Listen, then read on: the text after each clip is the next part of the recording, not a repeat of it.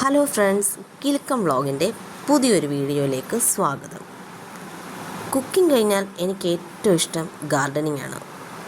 രുചികരമായ ഭക്ഷണം വിളമ്പുന്നത് പോലെ തന്നെ ചെടികളെ പരിപാലിക്കുന്നതിലും എനിക്ക് വലിയൊരു സന്തോഷമുണ്ട്. കുറേ പൂമ്പാറ്റയും കിളികളുമൊക്കെ നമ്മുടെ ചുറ്റിനും എപ്പോഴും ഉണ്ടാകും. പറഞ്ഞ മാത്രയിൽ നമ്മുടെ റെസിപ്പി ഇങ്ങെത്തി. വെണ്ടയ്ക്ക. സാധാരണ ആർക്കും അത്ര ഇഷ്ടമുള്ള സാധനമല്ല വെണ്ടയ്ക്ക.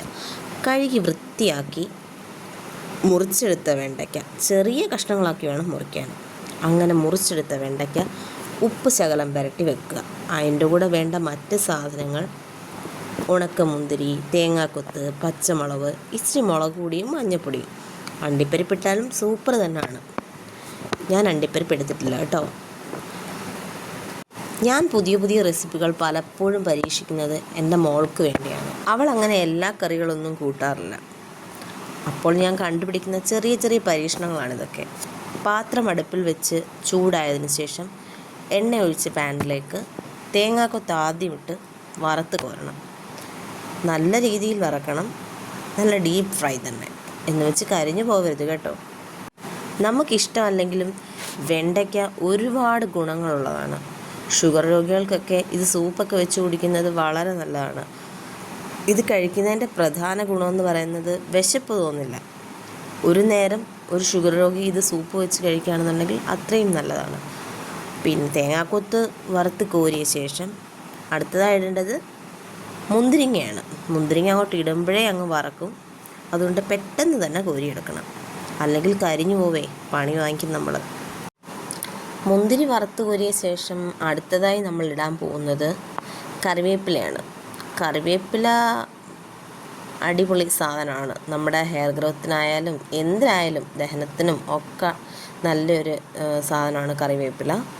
കറിവേപ്പില ധാരാളം ഇട്ടാൽ അത്രയും ടേസ്റ്റ് കൂടും. ഈ കറിവേപ്പില വറക്കുമ്പോൾ ഉള്ളൊരു മണമെന്ന് പറഞ്ഞാൽ അതിഭയങ്കരമായ മണം. എനിക്ക് ഭയങ്കര ഇഷ്ടമാണ്. ആർക്കൊക്കെ ഉണ്ട് കറിവേപ്പില വറക്കുമ്പോഴുള്ള ആ ഒരു മണം ഇഷ്ടമുള്ളത്? കറിവേപ്പില ഒരു വീട്ടിൽ ഒരു കറിവേപ്പെങ്കിലും വേണം കേട്ടോ. കറിവേപ്പില്ലാത്തവരൊക്കെ വെച്ച് പിടിപ്പിക്കണം. പിന്നീട് നമുക്ക് ബാച്ചായിട്ട് നമ്മുടെ വെണ്ടയ്ക്ക വറുത്ത് കോരണം. വെണ്ടയ്ക്ക വറുത്ത് കോരുമ്പോൾ അതിനു മുമ്പ് ഞാൻ പറയട്ടെ, ഈ വെണ്ടയ്ക്ക ഞാൻ കൃഷി ചെയ്ത് വെണ്ടയ്ക്ക തന്നെ, മറ്റേ ആനക്കൊമ്പൻ വെണ്ടയാണ് ഇത്. നല്ലതുപോലെ ഉണ്ടാവും വെണ്ടയ്ക്ക. ഭയങ്കര വലുപ്പമാണ്. നമ്മുടെ സാധാരണ വെണ്ടയ്ക്കയെക്കാട്ടിൽ ഒരു 2-2.5 ഇരട്ടി വലിപ്പം കാണും ഇതിന്.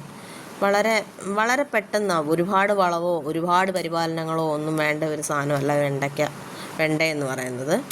ഞാനൊരു ഓൺലൈൻ പേജിൽ നിന്നാണ് ഈ വെണ്ടയ്ക്ക അരി വാങ്ങിയത്. അരി വാങ്ങിയെന്ന് പറഞ്ഞാൽ ഒരു 30 രൂപയ്ക്ക് കുറേ വിത്തുകളുണ്ടായിരുന്നു. ഞാനതിൽ കുറച്ച് വാങ്ങി. ഒരു 10 മൂടുണ്ടെന്ന് തോന്നുന്നു എനിക്ക്. ആ 10 മൂടും നല്ലതുപോലെ. ആ വെണ്ടയ്ക്കയുടെ വലിപ്പം ഭയങ്കരമായിട്ടുള്ള വലിപ്പമാണ്. ഇതിപ്പോൾ കുറേ ഉണ്ടായി കഴിഞ്ഞുള്ള വെണ്ടയ്ക്കയാണ്. കഥ പറഞ്ഞപ്പോഴത്തേക്ക് നമ്മൾ അടുത്ത ബാച്ച് വെണ്ടയ്ക്ക റെഡി ആയിട്ടുണ്ട്. അതിലേക്ക് നമ്മൾ മഞ്ഞൾപ്പൊടിയും മുളക് പൊടിയും കൂടെ ഇട്ട് മിക്സ് ചെയ്തെടുത്ത് കഴിയുമ്പോഴത്തേക്ക് നമ്മുടെ സ്വാദിഷ്ടമായ വെണ്ടയ്ക്ക ഫ്രൈ റെഡിയാണ്. ഇത് ഒരു പ്രാവശ്യമെങ്കിലും ഒന്ന് ട്രൈ ചെയ്ത് നോക്കണം കേട്ടോ. എൻ്റെ ചാനൽ ഇഷ്ടപ്പെട്ടിട്ടുണ്ടെന്നുണ്ടെങ്കിൽ സബ്സ്ക്രൈബ് ചെയ്യുകയും ഷെയർ ചെയ്യുകയും ലൈക്ക് ചെയ്യുകയൊക്കെ ചെയ്യണം. So thank you.